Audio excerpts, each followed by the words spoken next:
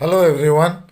आज का ये जो वीडियो है, AIBRF ने एक सर्कुलर इशू करके बताए हैं डिटेल कि why pension obligation is justified and financially feasible क्यों है। उसके बारे में डिटेल में एक सर्कुलर AIBRF ने निकाले हैं। उसी सर्कुलर के ऊपर आज का वीडियो में हम डिस्कस करेंगे। इसका पहले कि हम वीडियो शुरू करें, अगर आप अभी तक हमारे चैनल को सब्सक्राइब नहीं किए हैं तो प्लीज़ सब्सक्राइब कर दीजिएगा, ताकि आगे हम जो भी वीडियो बनाएंगे उसका जानकारी आपको मिलते रहेगा। चलिए शुरू करते हैं आज का वीडियो। ये देखिए circular all India bank retailers federation का, डेटेड 10 जनवरी 2026।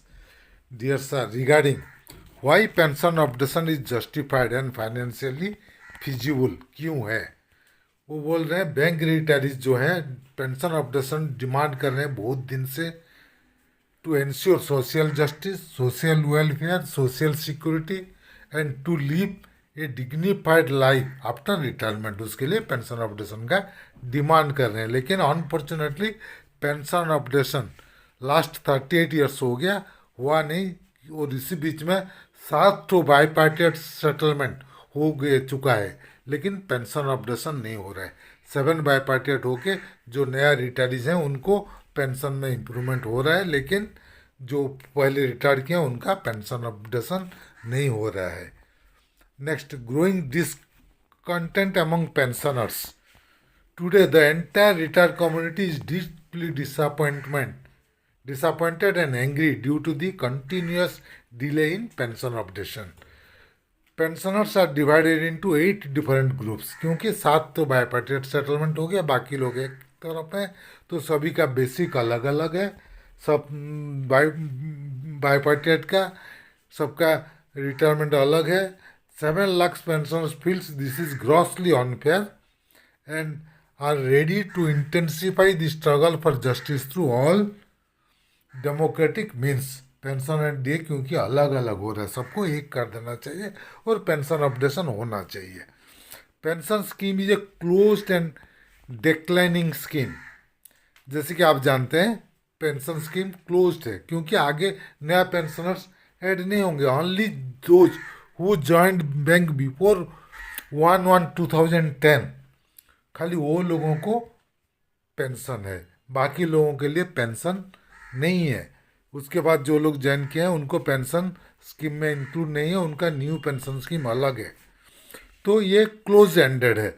जैसे कि एक एक पेंशनर्स मरते जाएंगे, एक्सपायर होते जाएंगे, तो पेंशनर्स का जो नंबर्स कम होते होते जाएगा और एक दिन ये एक्सटिंक्ट हो जाएगा, ख़त्म हो जाएगा।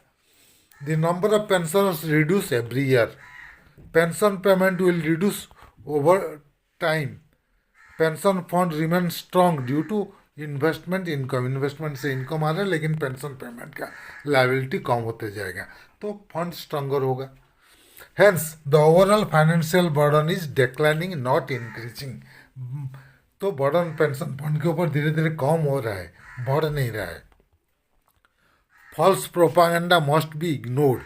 Some vested interest group are spreading false fear that pension obligation will damage the country economic or bankrupt banks. This is completely incorrect and misleading. Such rumors are being spread only to delay justice to pensioners. Why pension obligation is financially safe and tolerable? Financially कैसे feasible है कि देखिए, because the scheme is close scheme है। No new beneficiaries are added. नया pensioner जो join करते हैं तो नहीं होते हैं।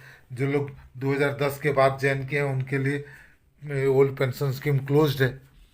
Total liabilities is limited and time bound. Liabilities भी लिमिटेड है। नया जब नहीं आएंगे तो pension payment will peak and then automatically reduced. Pension जो पेमेंट है, रिटायरमेंट बढ़ते बढ़ते जाएगा तो पहले पीक में पहुंचेगा, उसके बाद क्या होगा, जितना लोग एक्सपायर हो रहे हैं उतना नया पेंशनर्स ऐड नहीं होंगे, तो धीरे धीरे डिक्लाइन होते जाएगा। Investment income of pension fund increasingly covers pension pay out. Pension पे को कवर करने के लिए जो इन्वेस्टमेंट से इनकम आ रहे वही सफिशियंट है।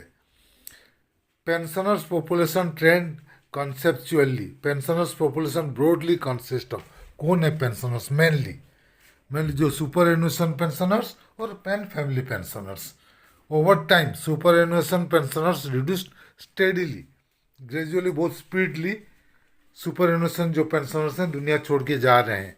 Family pensioners also reduce with time lag, family pensioners भी धीरे धीरे दुनिया छोड़ के जा रहे हैं. New net beneficiaries count decline monotonically, तो नेट बेनिफिट जो है धीरे धीरे कम होते जा रहा है. कॉस्ट ट्रेजेक्टरी फेज में भी डिवाइडेड इन पीरियड्स, वो पीरियड में डिवाइड किए हैं.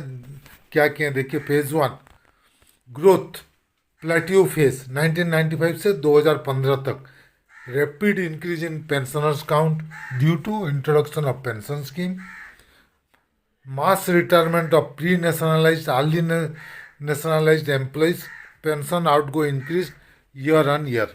ये पीरियड में पेंशन ज़्यादा था जब स्कीम लागू हुआ, और 2015 तक. पीक जो पेज है 2015 से 2025 में, ये पीक पीरियड में पहुंच गया है, क्योंकि pensioners inflow reduced, pensioners outgo stabilised, interest income from pension fund begin to offset pay out significantly. Second phase गया. Third phase declining phase 2025 onwards. No new entrants, 2025 के बाद नो न्यू एंट्रेंट्स, वो गलत है. 15 साल के अंदर ऐसे नहीं होगा. 2010 से 15 साल में कोई रिटायर नहीं होंगे, तो न्यू एंट्रेंस तो होंगे लेकिन कम होंगे. न्यू एंट्रेंस जितना आएंगे, जो छोड़ के जाएंगे दुनिया में से, रिटायर करेंगे, शायद वो दोनों सेम हो जाएगा, तो नया बढ़ेंगे नहीं, ये हो सकता है.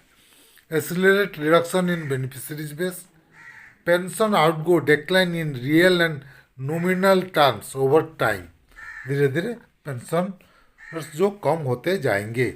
लेकिन 2025 के बाद डिक्लाइनिंग जो बोले, I don't agree with it, वो 5-10 साल एक्स्ट्रा लगेगा, उसके बाद डिक्लाइनिंग होगा. क्योंकि 2010 के बाद बनना है. दो लोग 2010 तक ज्वाइन किए हैं, वो लोग 30 साल नौकरी करेंगे और उसके बाद रिटायर करेंगे. तो रिटायर बहुत लोग अभी और 10-15 साल करेंगे, उसके बाद डिक्लाइनिंग होगा. New pension scheme has entered into a third phase. उसके बाद फंडिंग डायनामिक, क्या फंड है. Bank pension scheme are funded scheme supported by initial corpus from employer, CPF transfer, जो सीपीएम हम सरेंडर किए थे, कंट्रीब्यूटरी प्रोविडेंट फंड, वो pension fund है. Ongoing bank contribution regulation 7, bank का कंट्रीब्यूशन है. एक्चुअल टॉपअप कंट्रीब्यूशन, एक्चुअल आके बोलेगा तो कुछ बैंक को देना पड़ेगा. Investment income on pension fund assets, pension fund को जो इन्वेस्ट कर रहे हैं उसमें से जो इनकम आ रहा है वो, ये सब पेंशन फंड है. ये beneficiaries count reduces, annual pension pays out decreases, धीरे धीरे पेंशन पे आउट कम होगा. इन्वेस्टमेंट इनकम रिमेन स्टेबल और decline at a slower rate. उसके बाद net fund position improve progressively. कब, even if measures like pension updation होगा, DA merger होगा, सीपीआई बेस्ड रिवीजन होगा, are implemented, it may be noted that they do not increase life of the scheme. They only improve benefits for existing pensioners and do not create any new long-term liabilities. और liabilities बढ़ेगा नहीं. Future trend of pension liabilities indicative, वो एक table बना के बता रहे हैं कौन सा पीरियड से क्या होगा. 2010 में राइजिंग पेंशनर्स काउंट बढ़ेगा. पेंशन आउटगो, जो पेंशन अमाउंट पेमेंट होगा वो भी बढ़ेगा. लाइबिलिटी भी बढ़ेगा. 2020 में न्यू पीक स्टेबल प्लेट्यू. 2030 में डिक्लाइनिंग होगा पेंशन काउंट, जो नंबर ऑफ पेंशनर्स कम होते जाएगा. पेंशन आउटगो वो भी कम होगा, पेंशन फंड जितना पेंशन पेमेंट होता है वो भी कम होगा. Liability contracting. 2040 में वेरी लो पेंशनर्स काउंट, कम होते जाएगा. Low pension outgo, run off phase होगा. 2050 के बाद residual minimal near extinction totally, जैसे सभी पेंशनर्स दुनिया छोड़ के चले जाएंगे ऑलमोस्ट 2050 के बाद, 50 प्लस कुछ साल और. तो एग्जैक्ट टाइमलाइंस में very bank wise, but overall trend remains the same. यही ट्रेंड एक बताए हैं वो. उसके बाद आवर फॉर्म कंक्लूजन में वो बता रहे हैं the bank pension is a closed, mature and funded scheme with declining liability.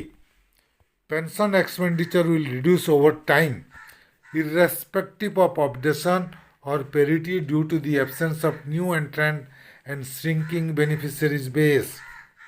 Therefore, pension updation is both morally justified and financial feasible. इसलिए वो बोल रहे हैं कि पेंशन अपडेशन जस्टिफाइड है और फाइनेंशियली फिजिबल भी है, क्योंकि एक क्लोज्ड नेचर में है पेंशन, नया पेंशनर्स बढ़ेंगे नहीं, पेंशन फंड बढ़ते जा रहे हैं, तो ये फिजिबल है.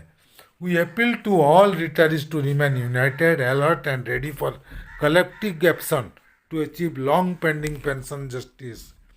We are approaching to the Department of Financial Service, Government of India, Indian Bank Association and Union who are signatories of bipartite settlement to get the above issue examined by the committee of experts so as to ensure justice to 7 lakhs retirees on updation. Pension updation के ऊपर study करने के लिए उसलिए government को AIBRF बोल रहे हैं. In the mean time office bearers, central committee members, state committee and affiliated are requested to study the subject and send their feedback suggestion to draft effective representation on the subject. With warm greetings, yours sincerely, Mr. S.C. Jain, General Secretary AIBRF. तो सबको request किया ना आपका suggestion देने के लिए, उसी हिसाब से एक ड्राफ्ट बना के गवर्नमेंट को भेजेंगे. तो ये था आज का वीडियो. अगर हमारा वीडियो आपको पसंद आया तो प्लीज़ इसको लाइक कीजिए, शेयर कीजिए. आपका कुछ मतामत है तो कमेंट सेक्शन में ज़रूर दीजिएगा. और अगर अभी तक हमारे चैनल को सब्सक्राइब नहीं किए हैं तो प्लीज़ सब्सक्राइब कर दीजिएगा और बेल आइकन को दबाना मत भूलिएगा, ताकि आगे हम जो भी वीडियो बनाएंगे उसका जानकारी आपको मिलते रहेगा. Team Amey Kumar Mishra, thank you.